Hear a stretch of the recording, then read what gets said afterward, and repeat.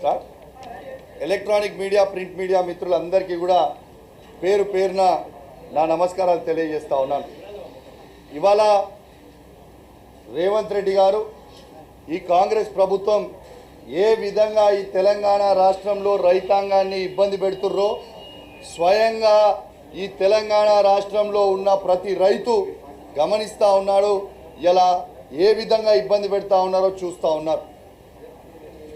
ఇలా నేను ఒక్కటే అడుగుతా ఉన్నాను రేవంత్ రెడ్డి గారిని, నిన్న మీరు న్యూస్లో చూసుంటారు, ఓ చిన్న పిల్లగాడు ట్యాంకర్లతోని మా పొలం ఎండిపోతూ ఉంది, మేము నీళ్లు కొడతా ఉన్నాము, చూడండి మేము కాంగ్రెస్ పార్టీకి ఓటేయమని చెప్పి నా తల్లిదండ్రులకి నేనే చెప్పిన.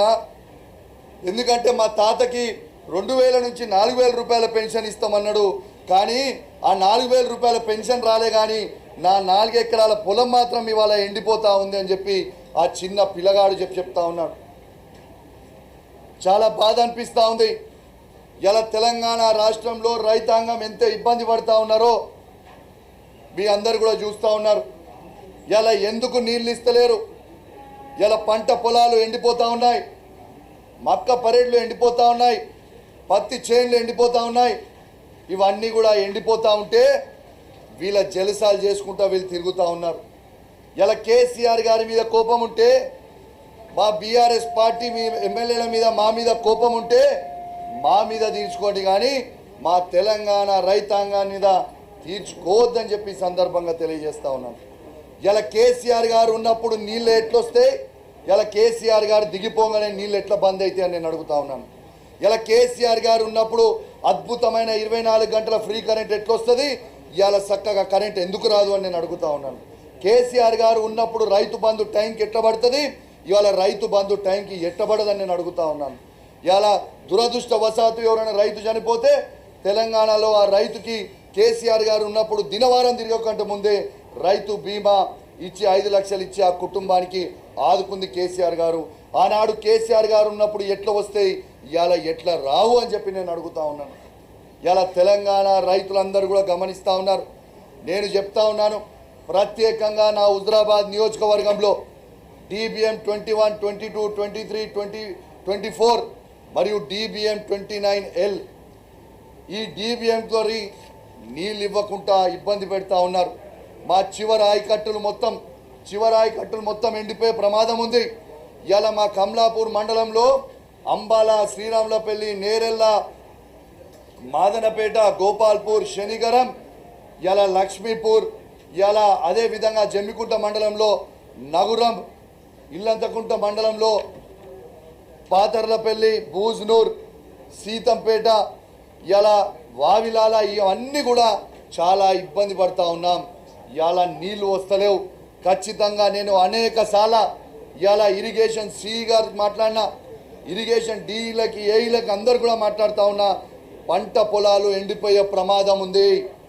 ఎట్టు పరిస్థితిలో మీరు కంపల్సరీ నీళ్ళు ఇవ్వకపోతే ఖచ్చితంగా రైతులని తీసుకొని నేను రోడ్ ఎక్కుతా అని చెప్పి కూడా ఈ ప్రభుత్వాన్ని హెచ్చరిస్తా ఉన్నా అని చెప్పి సందర్భంగా తెలియజేస్తా ఉన్నాను. వెంటనే నీళ్లు విడిచిపెట్టండి, రైతులని ఆదుకోండి. రైతులు చివరి ఈ వారం 10 రోజులు మీరు ఇవ్వకపోతే రైతులు కష్టపడ్డ 3-4 నెలలు పడ్డ శ్రమ మొత్తం కూడా వేస్ట్ అయిపోయే ప్రమాదం ఉంది. ఇలా కేసీఆర్ గారి కంటే గొప్పగా చేసే ప్రయత్నం చేయి తప్పితే ఇంకా గొప్పగా చేసే ప్రయత్నం చేయగాని ఇంకా తక్కువ చేస్తే ఇదేం పద్ధతి అని చెప్పి నేను అడుగుతా ఉన్నాను రేవంత్ రెడ్డి గారు. ఇలా ఈ 15 నెలల స్కాంగ్రెస్ పాలన ఎట్లుందంటే, ఇవాళ 15 స్కాములు. ఇవాళ సన్న బియ్యం స్కామ్, బుడిద స్కామ్, ఇసుక scam, BRU tax scam,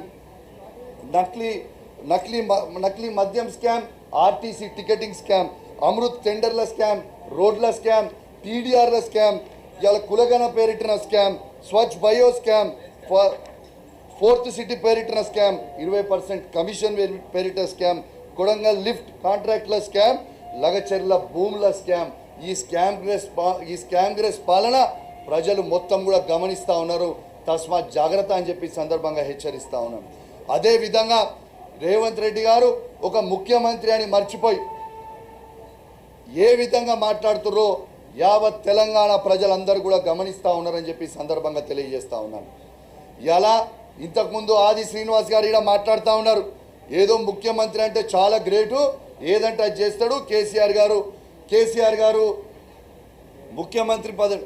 yes, మాకు పదవులు ముఖ్యం కాదు, మా కేసీఆర్ గారికి తెలంగాణ తెచ్చిపెట్టిందే గొప్ప, పదవులు మాకు గొప్ప కాదు అని చెప్పి కూడా రేవంత్ రెడ్డి గారికి తెలియజేస్తా ఉన్నాను.